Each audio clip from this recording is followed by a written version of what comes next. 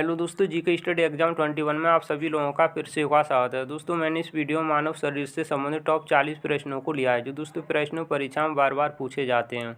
इसलिए आप लोग इस वीडियो को एंड तक जरूर देखिएगा। दोस्तों, मैंने वीडियो के एंड में एक टेस्ट लिया है, जिसका आंसर आप लोग कमेंट बॉक्स में दीजिएगा।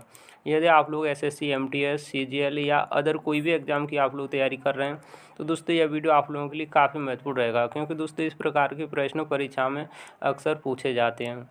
बिना देरी के इस वीडियो को शुरू करते हैं। दोस्तों, इस वीडियो का पहला प्रश्न है, निम्नलिखित में से कौन प्लाज्मोडियम परजीवी का भाग है। दोस्तों, इस प्रश्न का आंसर है मच्छर।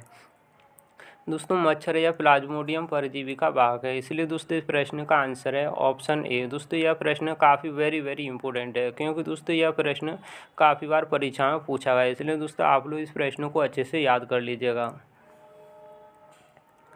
अगला प्रश्न है दोस्तों, हाइड्रोफोबिया निम्न में से किसके द्वारा होता है। दोस्तों, इस प्रश्न का आंसर है विषाणु द्वारा। दोस्तों, हाइड्रोफोबिया यह विषाणु द्वारा होता है, इसलिए दोस्तों इस प्रश्न का आंसर है ऑप्शन ए। दोस्तों, यह प्रश्न भी काफ़ी वेरी इंपॉर्टेंट है, क्योंकि दोस्तों यह प्रश्न भी परीक्षा में काफ़ी बार रिपीट हुआ है।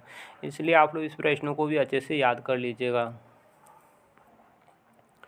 अगला प्रश्न है दोस्तों, निम्न में से कौन सा रोग जीवाणु द्वारा नहीं होता है। दोस्तों, इस प्रश्न का आंसर है एड्स। दोस्तों, एड्स यह विषाणु द्वारा होता है, इसलिए दोस्तों इस प्रश्न का आंसर है ऑप्शन बी। जबकि दोस्तों डिप्थीरिया, हैजा और काली खांसी यह तीनों दोस्तों जीवाणु द्वारा होते हैं। अगला प्रश्न है दोस्तों, हृदय की धड़कन नियंत्रित करने के लिए निम्न में से कौन सा खनिज आवश्यक है। दोस्तों, इस प्रश्न का आंसर है पोटेशियम। दोस्तों, पोटेशियम यह हृदय की धड़कन नियंत्रित करने के लिए एक आवश्यक खनिज है, इसलिए दोस्तों इस प्रश्न का आंसर है ऑप्शन ए। दोस्तों, यह प्रश्न भी काफ़ी वेरी इंपॉर्टेंट है, क्योंकि दोस्तों यह प्रश्न भी काफ़ी बार रिपीट हुआ है। इसलिए दोस्तों आप लोग इस प्रश्न को भी अच्छे से याद कर लीजिएगा। अगला प्रश्न है दोस्तों, कोबाल्ट 60 आमतौर पर विकिरण चिकित्सा में प्रयुक्त होता है, निम्न में से क्या उत्सर्जित करता है। दोस्तों, इस प्रश्न का आंसर है गामा किरणें। दोस्तों, कोबाल्ट 60 यह गामा किरणें उत्सर्जित करता है, इसलिए दोस्तों इस प्रश्न का आंसर है ऑप्शन सी। दोस्तों, मेरा प्रयास आप लोगों को कैसा लग रहा है, अपनी राय कमेंट बॉक्स में जरूर दीजिएगा। यदि आप लोगों ने अभी तक इस वीडियो को लाइक नहीं किया है, तो दोस्तों वीडियो को लाइक कर दीजिएगा और चैनल को भी सब्सक्राइब जरूर कर लीजिएगा। अगला प्रश्न है दोस्तों, एल्जाइमर रोग शरीर के किस अंग को प्रभावित करता है। दोस्तों, इस प्रश्न का आंसर है मस्तिष्क। दोस्तों, एल्जाइमर रोग यह शरीर के मस्तिष्क को प्रभावित करता है, इसलिए दोस्तों इस प्रश्न का आंसर है ऑप्शन डी। अगला प्रश्न है दोस्तों, पोलियो निम्नलिखित में से किसके कारण होता है। दोस्तों, इस प्रश्न का आंसर है विषाणु द्वारा। दोस्तों, पोलियो यह विषाणु द्वारा फैलता है, इसलिए दोस्तों इस प्रश्न का आंसर है ऑप्शन बी। अगला प्रश्न है दोस्तों, पोलियो के टीके की खोज निम्न में से किसके द्वारा की गई थी। दोस्तों, इस प्रश्न का आंसर है जॉन सी साल्क द्वारा। दोस्तों, पोलियो के टीके की खोज जॉन सी साल्क द्वारा की गई थी, इसलिए दोस्तों इस प्रश्न का आंसर है ऑप्शन सी। अगला प्रश्न है दोस्तों, शरीर के जोड़ों में गठिया रोग निम्नलिखित में से किसके जमाव के कारण होता है। दोस्तों, इस प्रश्न का आंसर है यूरिक अम्ल। दोस्तों, शरीर के जोड़ों में गठिया रोग या यूरिक अम्ल के जमाव के कारण होता है, इसलिए दोस्तों इस प्रश्न का आंसर है ऑप्शन बी। अगला प्रश्न है दोस्तों, हृदय की रक्त पंप करने की क्षमता प्रति मिनट कितनी होती है। दोस्तों, इस प्रश्न का आंसर है 4.5 लीटर। दोस्तों, हृदय की रक्त पंप करने की क्षमता प्रति मिनट 4.5 लीटर है, इसलिए दोस्तों इस प्रश्न का आंसर है ऑप्शन सी। अगला प्रश्न है दोस्तों, निम्नलिखित में से कौन सा रोग प्रोटोजोआ के कारण होता है। दोस्तों, इस प्रश्न का आंसर है मलेरिया। दोस्तों, मलेरिया या प्रोटोजोआ के कारण होता है, इसलिए दोस्तों इस प्रश्न का आंसर है ऑप्शन बी। अगला प्रश्न है दोस्तों, लंबे समय तक उपवास रहने पर सर्वाधिक प्रभाव शरीर के किस अंग पर पड़ता है। दोस्तों, इस प्रश्न का आंसर है गुर्दे पर। दोस्तों, लंबे समय तक उपवास रहने पर सर्वाधिक प्रभाव यह गुर्दे पर पड़ता है, इसलिए दोस्तों इस प्रश्न का आंसर है ऑप्शन डी। अगला प्रश्न है दोस्तों, पोलियो का वायरस शरीर में किस प्रकार प्रवेश करता है। दोस्तों, इस प्रश्न का आंसर है दूषित भोजन तथा जल से। दोस्तों, पोलियो का वायरस या शरीर में दूषित भोजन तथा जल से प्रवेश करता है, इसलिए दोस्तों इस प्रश्न का आंसर है ऑप्शन सी। अगला प्रश्न है दोस्तों, कीट के काटने से कौन सा रोग फैलता है। दोस्तों, इस प्रश्न का आंसर है डेंगू। दोस्तों, डेंगू या कीट के काटने से फैलता है, इसलिए दोस्तों इस प्रश्न का आंसर है ऑप्शन ए। दोस्तों यह प्रश्न काफ़ी वेरी इंपॉर्टेंट है, क्योंकि दोस्तों यह प्रश्न परीक्षा में काफ़ी बार पूछा गया है, इसलिए दोस्तों आप लोग इस प्रश्न को अच्छे से याद कर लीजिएगा। अगला प्रश्न है दोस्तों, ब्रेन की बीमारी की जांच किसके द्वारा की जाती है? दोस्तों इस प्रश्न का आंसर है ईईजी द्वारा। दोस्तों ब्रेन की बीमारी की जांच ईईजी द्वारा की जाती है, इसलिए दोस्तों इस प्रश्न का आंसर है ऑप्शन बी। दोस्तों मुझे एक वीडियो बनाने में काफ़ी मेहनत लगती है, इसलिए दोस्तों मैंने इस वीडियो में 5000 लाइक और 1000 कमेंट का टारगेट रखा है, जिससे आप लोग पूरा करने में मेरी पूरी सहायता करेंगे। अगला प्रश्न है दोस्तों, मलेरिया से प्रभावित होने वाला शरीर का कौन सा अंग है? दोस्तों इस प्रश्न का आंसर है प्लीहा। दोस्तों मलेरिया से शरीर का प्लीहा यह प्रभावित होता है, इसलिए दोस्तों इस प्रश्न का आंसर है ऑप्शन डी। अगला प्रश्न है दोस्तों, निम्नलिखित में से कौन सा रोग कवक जनित रोग है? दोस्तों इस प्रश्न का आंसर है गंजापन। दोस्तों गंजापन यह कवक के द्वारा होता है, इसलिए दोस्तों इस प्रश्न का आंसर है ऑप्शन ए। अगला प्रश्न है दोस्तों, रक्त में निम्न में से किसकी अधिकता से ब्लू बेबी सिंड्रोम नामक बीमारी होती है? दोस्तों इस प्रश्न का आंसर है नाइट्रेट। दोस्तों नाइट्रेट की अधिकता से ब्लू बेबी सिंड्रोम नामक बीमारी होती है, इसलिए दोस्तों इस प्रश्न का आंसर है ऑप्शन ए। दोस्तों यह प्रश्न काफ़ी वेरी इंपॉर्टेंट है, क्योंकि दोस्तों यह प्रश्न बार बार रिपीट होता है, इसलिए दोस्तों आप लोग इस प्रश्न को अच्छे से याद कर लीजिएगा। अगला प्रश्न है दोस्तों, डेंगू बुखार में मानव शरीर में निम्न में से किसकी कमी हो जाती है? दोस्तों इस प्रश्न का आंसर है प्लेटलेट्स। दोस्तों डेंगू बुखार में मानव शरीर में प्लेटलेट्स की कमी हो जाती है, इसलिए दोस्तों इस प्रश्न का आंसर है ऑप्शन ए।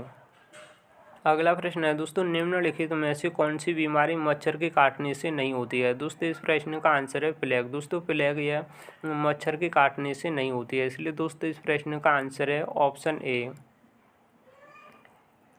अगला प्रश्न है दोस्तों, मानव शरीर में लोहे की कमी से कौन सा रोग उत्पन्न होता है? दोस्तों इस प्रश्न का आंसर है रक्तहीनता। दोस्तों रक्तहीनता या मानव शरीर में लोहे की कमी से होता है, इसलिए दोस्तों इस प्रश्न का आंसर है ऑप्शन बी।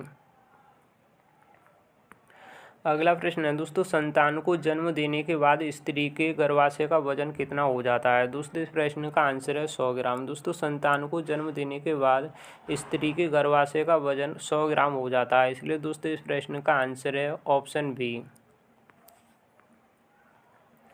अगला प्रश्न है दोस्तों, बुढ़ापे में कौन सी ग्रंथि लुप्त हो जाती है? दोस्तों इस प्रश्न का आंसर है थाइमस ग्रंथि। दोस्तों बुढ़ापे में थाइमस ग्रंथि लुप्त हो जाती है, इसलिए दोस्तों इस प्रश्न का आंसर है ऑप्शन बी।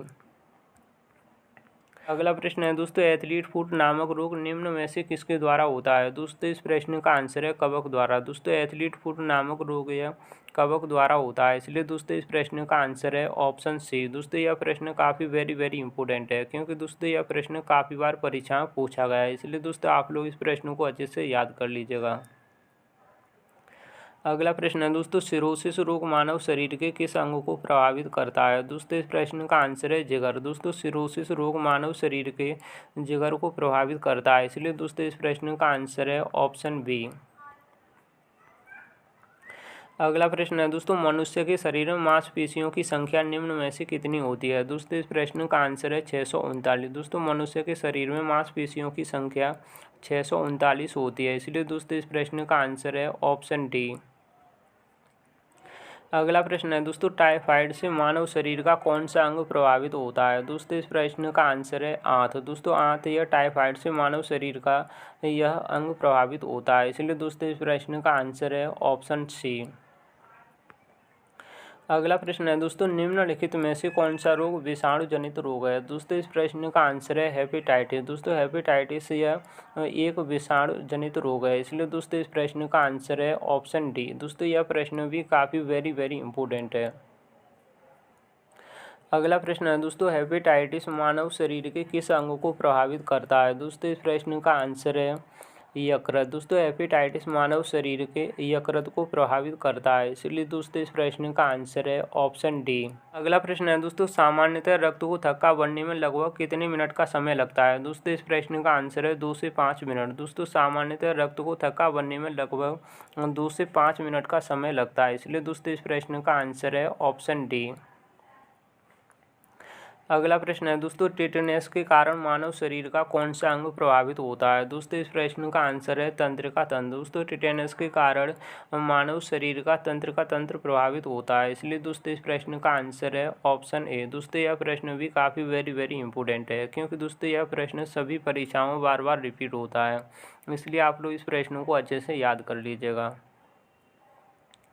अगला प्रश्न है दोस्तों, निम्न में से किस तत्व की कमी के कारण घेंगा रोग हो जाता है? दोस्तों इस प्रश्न का आंसर है आयोडीन। दोस्तों आयोडीन की कमी के कारण मानव शरीर में घेंगा रोग हो जाता है, इसलिए दोस्तों इस प्रश्न का आंसर है ऑप्शन सी। दोस्तों यह प्रश्न काफ़ी वेरी इंपॉर्टेंट है, क्योंकि दोस्तों यह प्रश्न बार बार पूछा जाता है, इसलिए आप लोग इस प्रश्न को याद कर लीजिएगा। अगला प्रश्न है दोस्तों, मनुष्य के शरीर में प्रचुर मात्रा में पाया जाने वाला तत्व कौन सा है? दोस्तों इस प्रश्न का आंसर है लोहा। दोस्तों लोहा यह मनुष्य के शरीर में प्रचुर मात्रा में पाया जाता है, इसलिए दोस्तों इस प्रश्न का आंसर है ऑप्शन सी। दोस्तों यह प्रश्न भी काफ़ी वेरी इंपॉर्टेंट है, इसलिए दोस्तों आप लोग इस प्रश्न को अच्छे से याद कर लीजिएगा। अगला प्रश्न है दोस्तों, मनुष्य के मस्तिष्क का सबसे बड़ा भाग कौन सा है? दोस्तों इस प्रश्न का आंसर है प्रमस्तिष्क। दोस्तों प्रमस्तिष्क यह मनुष्य के मस्तिष्क का सबसे बड़ा भाग है, इसलिए दोस्तों इस प्रश्न का आंसर है ऑप्शन ए।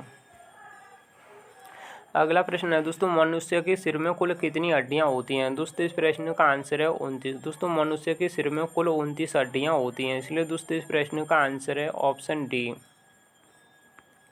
अगला प्रश्न है दोस्तों, शहद का एक प्रमुख घटक है। दोस्तों इस प्रश्न का आंसर है फ्रक्टोज। दोस्तों फ्रक्टोज यह शहद का एक प्रमुख घटक है, इसलिए दोस्तों इस प्रश्न का आंसर है ऑप्शन डी।